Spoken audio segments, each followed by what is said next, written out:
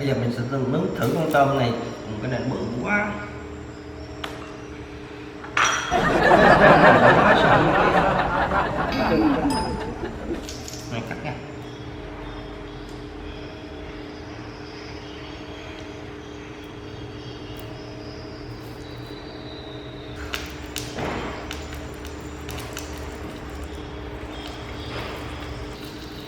Nó sôi sụp.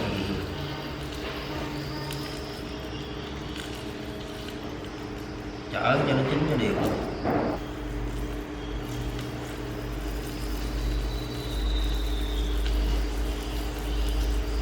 Cái này giống như chiên áp chảo á. Rồi. Chắc chín rồi, mình nghĩ chín rồi. Tôm mình ăn sống có được mà cả nhà. Mình ăn thử cho các bạn xem nha.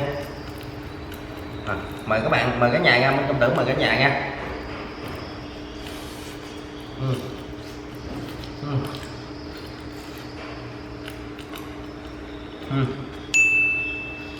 Ngon bà. Ok. Các bạn làm thử ăn ha. Ngon.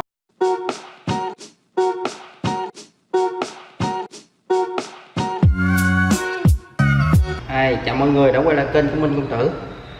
Bữa nay mình làm cái video này là mình cắt cái lon này ra rồi bắt đầu mình chiên cái hột gà lên trên cái lon này. Chỗ này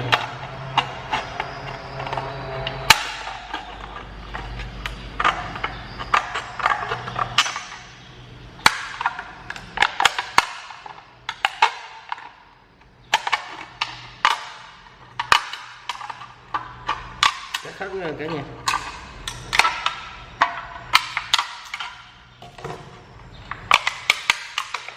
Đó, mình cắt ra như này luôn nè, để hồi mình ấp lên mình nước. Bây giờ đi chiên hột vịt thử nha. Xin lỗi các bạn đã chờ lộn ra. Bây giờ mình chuẩn bị cái đèn cậy như vậy nè.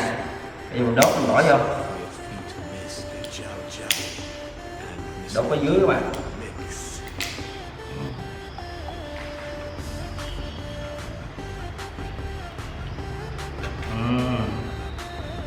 Chờ xíu cho cái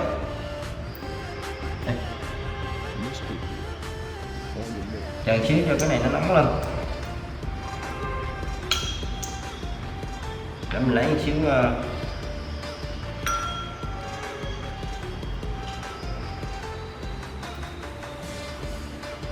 mình đổ xíu dầu nữa cơ.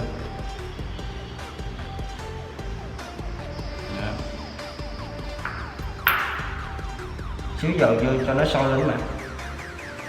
Bây giờ mình sẽ làm cái video này á, mình làm mình chiên hột vịt trên cái lon nước ngọt Coca để dành cho những các bạn đi phượt hay những các bạn văn phòng á đó, làm ăn thử.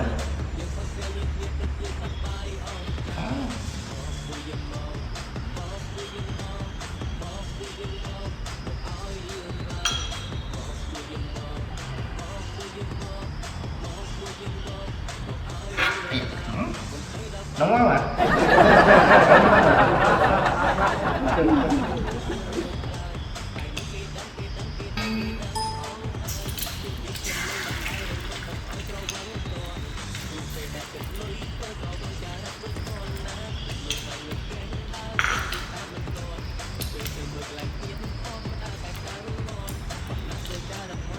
Nó sôi rồi.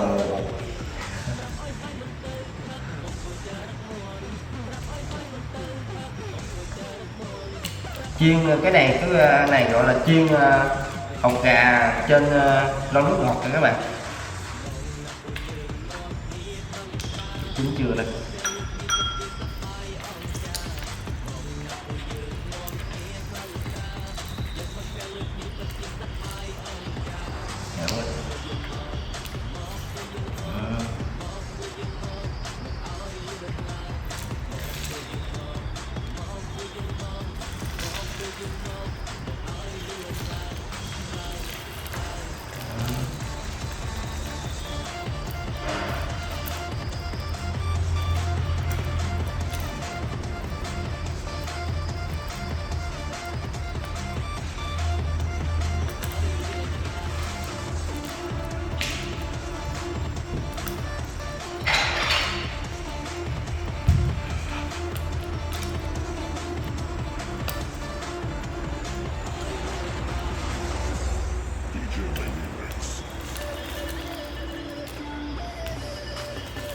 các bạn cẩn thận đừng có đụng vô cái lon nha. Đây một em cái nào.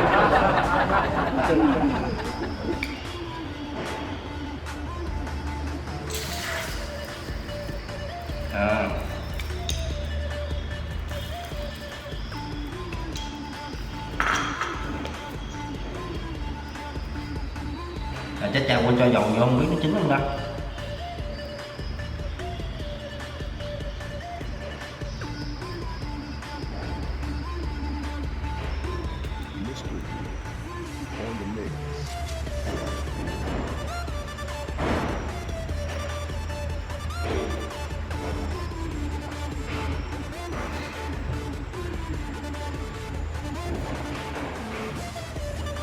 Cái video này nha, mình làm chủ yếu để cho các bạn có cái sự trải nghiệm mới, để có thêm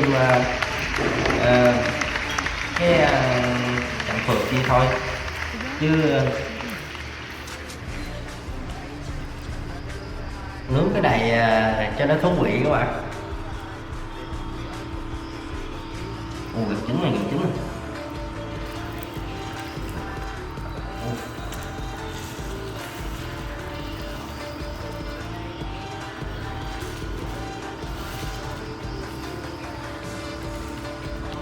Trở lại cho nó chín. Ngon lành các bạn à. Đây cái đĩa nè, ăn thử nha. Ngon không?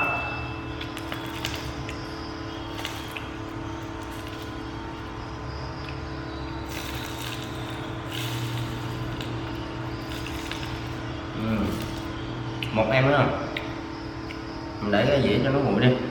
Mình là thôi mình làm thêm cái nữa, chiên thêm cái nữa, cho xíu dầu ha.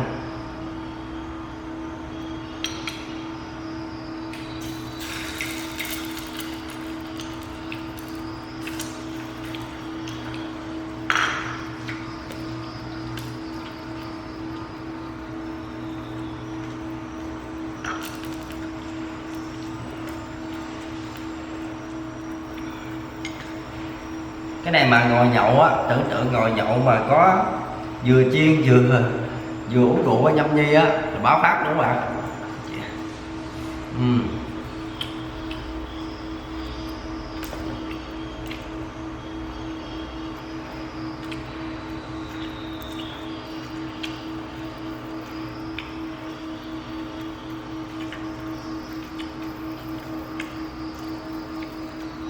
Lâu lâu mình có trò gì mới á, mình quay mình chia sẻ cho các bạn xem để các bạn có một cái sự mà trải nghiệm thú vị nha các bạn. Chứ mình chiên ốm la trên chảo nó bình thường quá.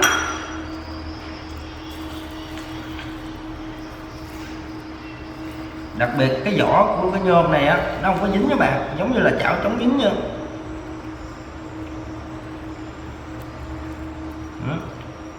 Bữa nào á mình làm cái video các bạn thấy hay thì các bạn nhớ comment bên dưới, có thắc mắc gì mình trả lời cho các bạn. Mà cái video này á mà được lên nhiều like, nhiều sub á, mình sẽ làm cái mình sẽ làm cái đổ bánh căn bằng lon nước ngọt luôn.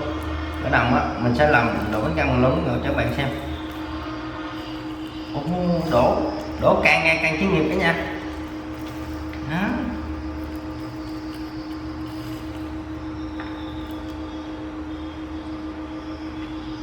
Bắn lên.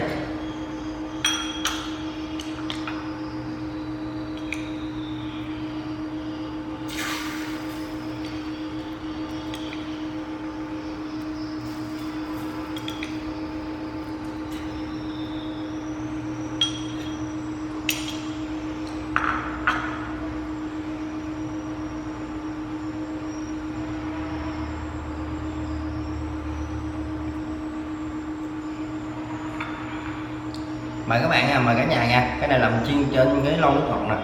Mời các bạn.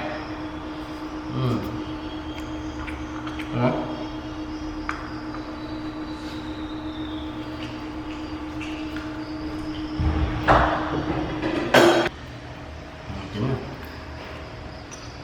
Mời cả nhà.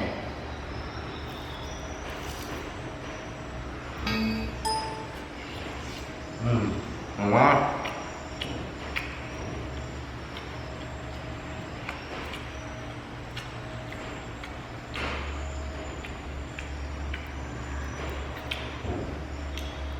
Ở video của mình đến đây xin tạm dừng, hẹn gặp các bạn ở video tiếp theo. Các bạn thấy hay thì nhớ subscribe kênh YouTube của mình Công Tử các bạn, để cho mình có thêm động lực, là mình có video nào hay mình chia sẻ ra cho cả nhà cùng xem.